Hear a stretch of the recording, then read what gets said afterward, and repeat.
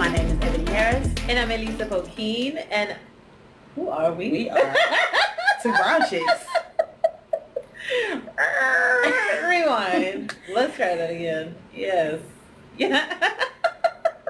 But we got on so quickly. Everything seems to be going so smoothly. I know. Hey guys, welcome back to Between Sessions. My name is Eboni Harris. And I'm Elisa Pokeen. And we are two brown chicks changing the face of therapy on both sides of the couch. Happy Minority Mental Health Month. Yes. Yes. It is the 3rd, so we are jumping right into Minority Mental Health Month. Jumping into it. Let's go ahead and get this out there at the beginning. We hit 25,000 people on Instagram. Yes. Yay. Woo. So we are going to do a promotion because we always do promotions on our website. So if you want some dope therapy gear, head over there and do MMH25K. That sounds like a good code. And you'll get a discount on your merch. So anytime we hit these milestones, we like to celebrate. We get so excited that people want to hear what we say. Well, I'm glad. People want to hear, apparently. I'm glad. So we appreciate everybody that follows us. We appreciate everybody that supports us. So yeah, head over to Melanin Mental Health and get your merch. And if you are a dope therapist, go get your free listing. It is free for a limited time. So go check it out and get your free listing. And we appreciate everybody that supports us in that way. That's right. This is the best way to help change the face of therapy is by, making it easy for clients to connect with you. And that's really what we're about, is we're doing what we can in order to help, connect clients with Black and brown therapists. Right. And to do our part in continuing to change the face of therapy and really how our communities think about therapy, how they think about mental health, how we talk about it. So yeah, this is what better month than this month, right, to celebrate that. And we also have a webinar this month that'll be coming up about religion, bringing up religion in therapy. So that's for all the therapists that want to talk about spirituality and religion and how that comes up with your clients and how it impacts your clients. So stay tuned for that. You can send, if you want to be the first to know, make sure you get on the email list so you can find out when those tickets go on sale. It's going to be a great webinar. That's a really great topic. That's that's a big theme as to why people don't go to therapy, which, pray about it. You don't need to go. You just need to pray harder. You pray. God has everything you need. Right. He put these dope things on there. So I need to move that Vista print. Mr. Print. I need to write them down as a what is it called? A brand. I'm writing down all the brands that we need to be working with. There you go. Anyway, so today we're going to talk about our first times with therapy. I was like, dot in therapy. We're going to talk about first sessions. I came up with this topic because I was thinking about. I know we talk a lot about what makes people hesitate when it comes to coming to therapy. Why do people sometimes, don't follow through even though they know they need therapy? And I think a big part of it is the unknown, right? Because a lot of times in therapy, therapy is all about confidentiality. It's all about privacy. It's all about this veil of secrecy, because we hold space for you and your secrets. And so I just thought it would be nice to kind of discuss what does therapy look like, to kind of take some of the mystery out of it, especially what to expect when you walk into that first session. And I know that me and you do different types of first sessions, and then we've also been to therapy, so we've seen these different types of first sessions. So I thought it'd be cool to kind of give people some type of behind the scenes, or just let them know what that looks like for them. Yeah.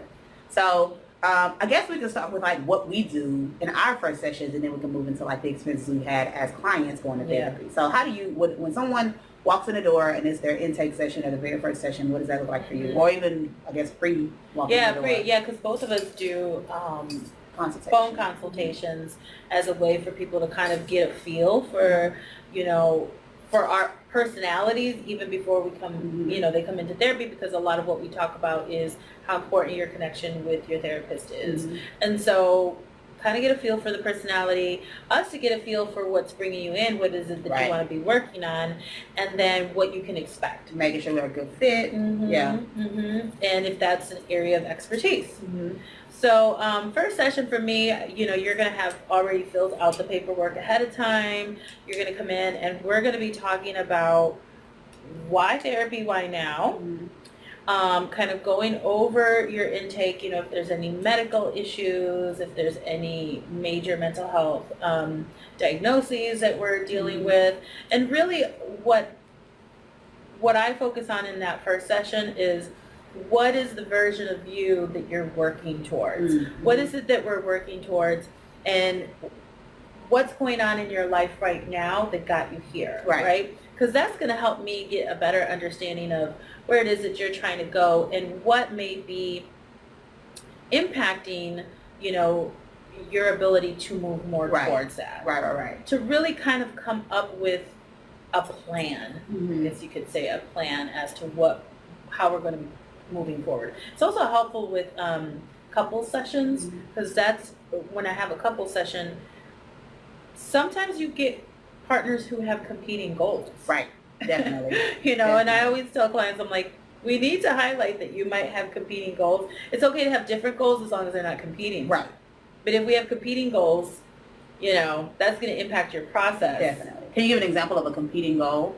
Yeah, so I'm coming to therapy because I want to save my marriage, and I don't think that this is ever going to work, and so I want to know how to amicably leave. Right. That's exactly what I was thinking about. I'm like, I want to fix the marriage. I want to leave the marriage. Yeah. This is what we're in therapy for. And it's like, how do you do both of those things? We can't. Right. Yeah. We need to figure this piece out. Yeah. And sometimes it's, sometimes they might be hearing it out loud for the first time, or it may sink in more in that first session when you hear like, oh, like this is where we're at. Right. And I, I kind of jokingly will tell clients like, well, we need to highlight that this is the situation we're dealing with. If you're not getting what you individually want from the process, it doesn't necessarily mean your therapist sucks. Yeah. Or that therapy sucks. Right. It's just, you kind of working towards different things. Yeah, here. definitely. So a lot of times at that point, there may be a need for some discernment, therapy as well. Right. So yeah, I definitely agree that the first session is all about like, why are you here? What do you want to work on? And what's the plan to get there? For me, same thing, 10-minute consultation, want to make sure we're a good fit. I send paperwork. I don't send intake paperwork, like a form. You send a form for people to fill out before they come in. So I think that's one difference is, and so some therapists, they have you fill out, these are the things, that have impacted me. This is kind of like my life story, all of that, so they can have that information before you walk in. I personally don't do that. My first session is very structured. So I have a form that I basically use loosely in my first session to kind of make sure I get to all those points and we can have a conversation about them. I'm going to be honest. The biggest reason is that, there's two reasons why I do it that way. One, my memory sucks. Okay, 3 reasons. One, my memory sucks. 2, I probably am not just in real life. Like this week, I think I had like 5 intakes. I'm probably not in real life going to sit down and read all of that. But if we have a conversation about it, it's more likely to stick in my memory. And 3, I like having a structure because I get when people come in, sometimes they don't know what to do and they don't know what to say. So I have a lot of clients that'll be like, I know I need to come to therapy, but I don't know for what. I'm not 100% sure what I need to be working on, but this is what's been happening in my life. And so then me having a structure where I'll ask them about family history, I ask them about relationships, kind of helps them. And then as they're talking, things come up. So that's why I kind of do a little more structured. And it does make it a little bit easier for me in the beginning. So it's not like I'm having to kind of keep pulling you back. Because I let them know on the phone call that it's very structured. And then when we get in a session, I say, I'm going to ask you lots of questions. And then, if we're going kind of like, you're talking about this one thing, but I still feel like, okay, well, I want to hear the rest of this because that'll help me kind of put the picture together. That's my whole goal in that first session. Is kind of trying to see the overview of the whole picture, not just this relationship, but then how does that fit into family issues? How does that fit into previous relationships? How do the kids fit in? Those things. So, so that's why I do a more structured. So what has been your experience going to therapy? Like when you walked into different therapist offices, was it different than your process? Was it the same? Yeah, it's been different because I've done therapy throughout the years and I've had different therapists. And so I'll have the therapist where it might be like more structured. I've had the therapist where there's even less up front, like where I might have an idea of what's bringing you in and it may just be like today's my first day and I'm just gonna let you know, like, and they're kind of just like, so what's bringing you to therapy and, what's going on today? And it's just kind of like, okay.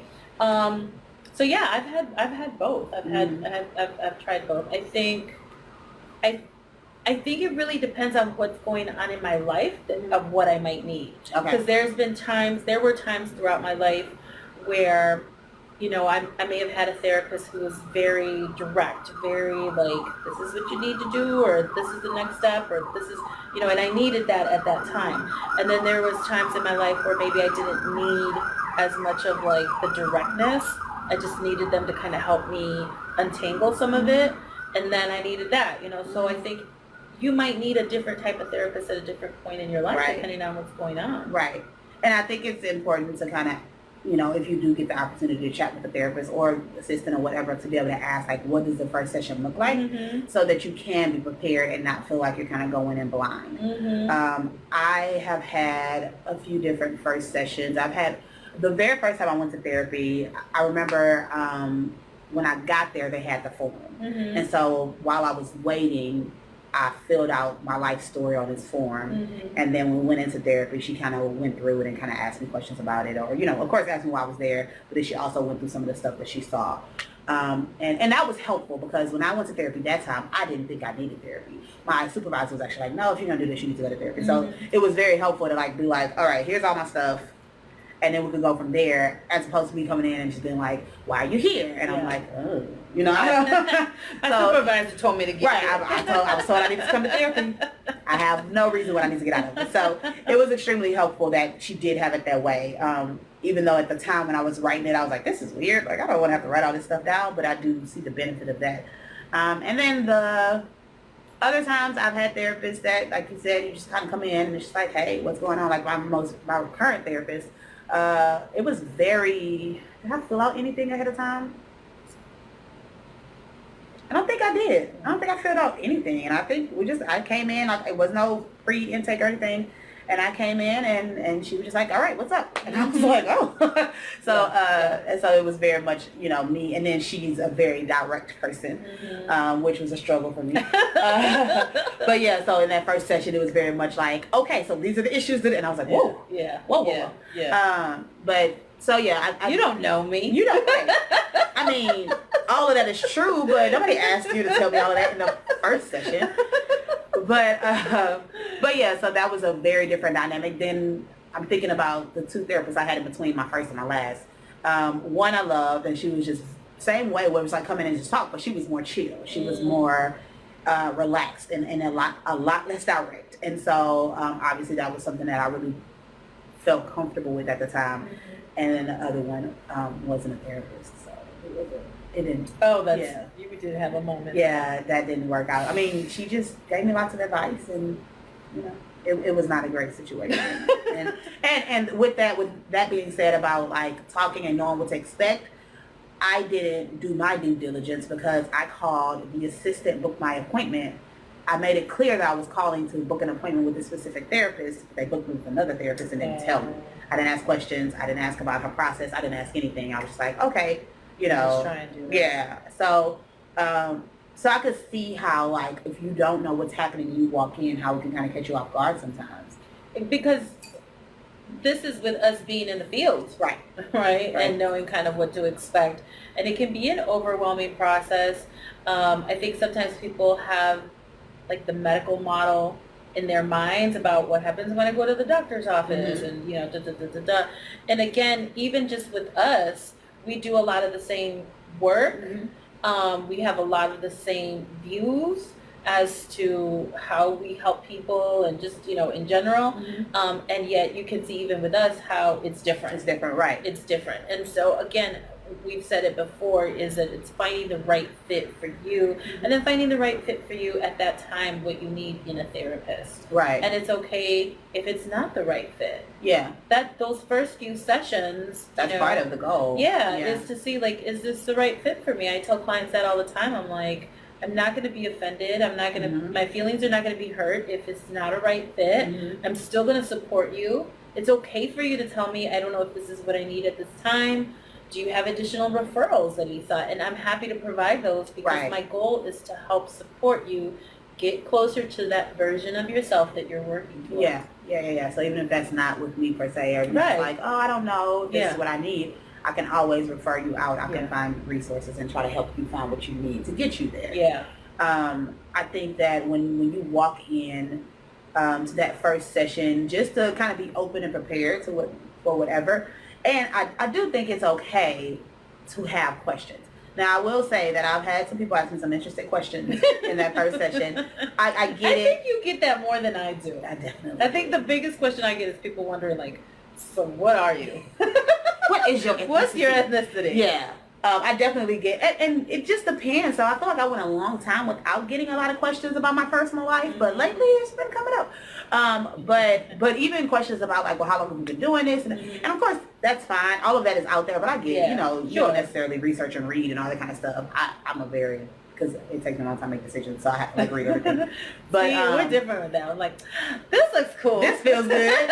You're just going on like reading everything. What do they say? What are their thoughts?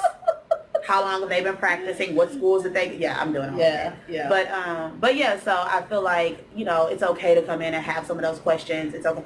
And how do you feel about that? So I think about times when we talk about like deflecting, right? Like, I don't necessarily want to address my issues, so I'm just going to ask you lots of questions.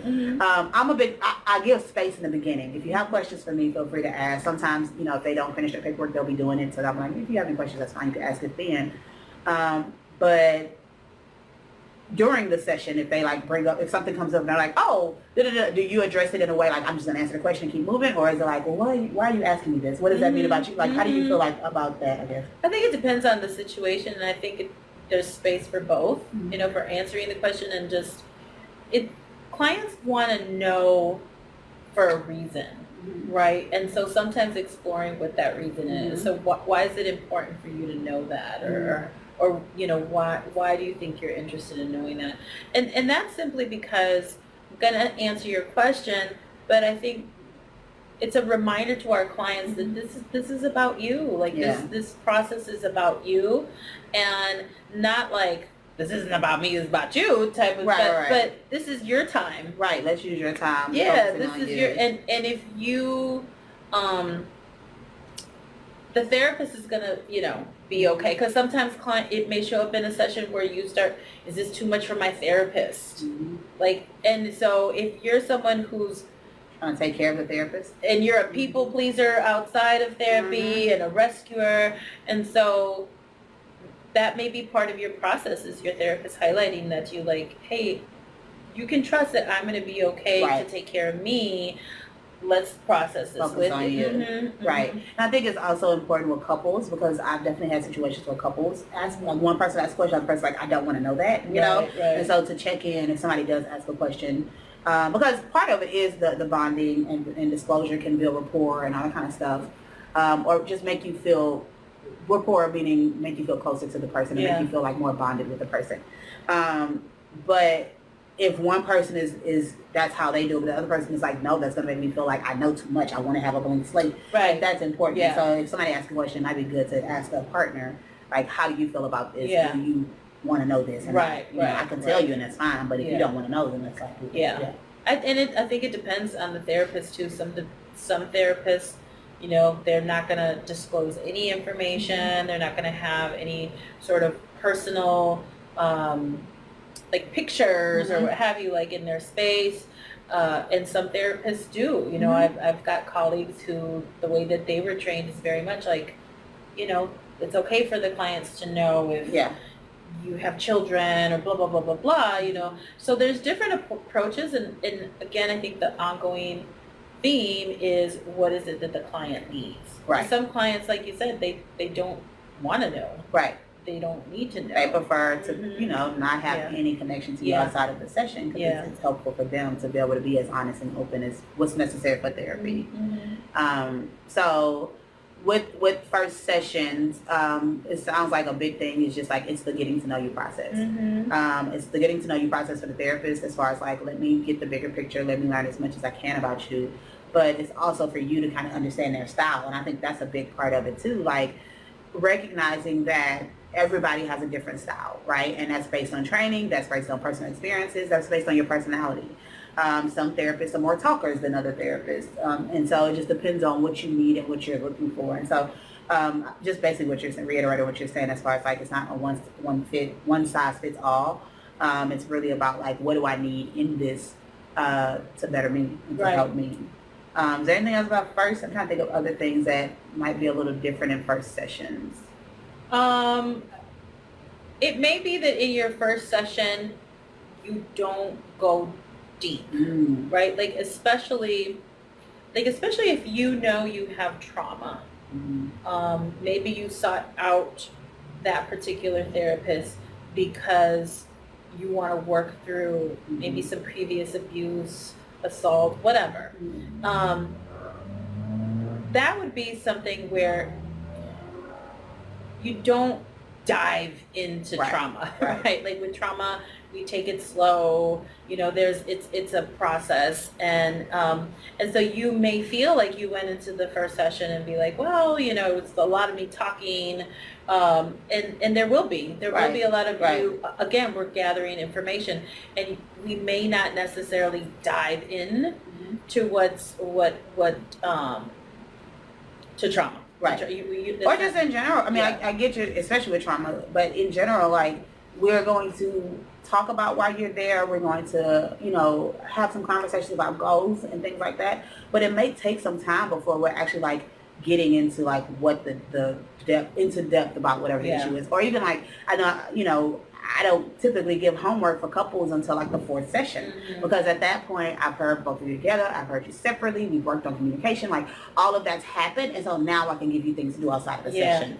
And so I know some people are like, they want things to start happening after the first session. I think that's a big thing to know about into the first session, is that it's typically not where all the healing is going to come from. It's in that first session.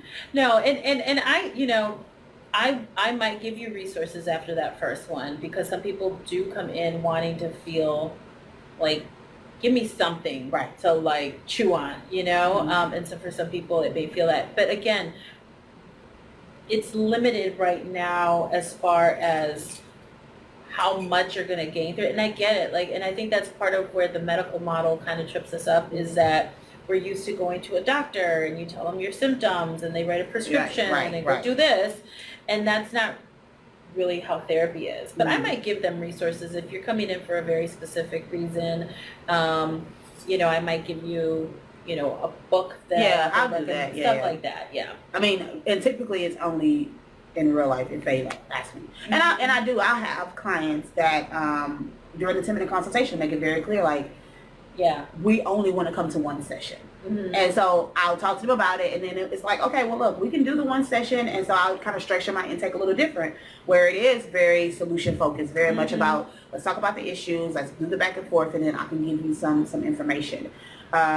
You know, typically they come back, but I think I get that sometimes people want to get relief. Something, they want relief, and so I'll try to do that, and I'll try to give them, and within the session, you know, of course, I'm like, oh, it sounds like this and it sounds like that, and this might be an issue between y'all, so they can kind of feel heard and feel understood, but I think the expectation that you'll go to one session and like have everything you need after the hour and a half is not the most realistic. But you know, I think you can expect to walk away feeling like, okay, maybe there's a little bit of relief in talking about it, and maybe a little relief in, okay, I think I might be able to get somewhere with this person, you know, like, okay, I'm ready to do the next session. Or maybe you're like, yeah, no, that wasn't the right fit. So you should be able to walk away with, hopefully, some indication of what steps to take next. If that's continuing with this therapist, if that's not continuing with that therapist, you should leave with some relief in that way. I agree. So I think that's it. That's what you can expect. That's what to expect in your first session. If you have any questions, let us know. If y'all have topics that you want us to talk about, because, you know, we do guests, but we also do the one-on-ones, feel free to send us messages. You can send us DMs, or you can send it to info@melanin.mental-health if you have some ideas, or just leave it in the comments. If you have some ideas of different topics that you would want to hear us kind of chat about and discuss and share our experiences with. Follow us across social media at Melanin Mental Health, Melanin Health on Twitter. And make sure that you head over to melaninmentalhealth.com, find a dope therapist, be a dope therapist, or buy some merch with the MMH25K discount code. Yes. That's it. Enjoy Talk to y'all the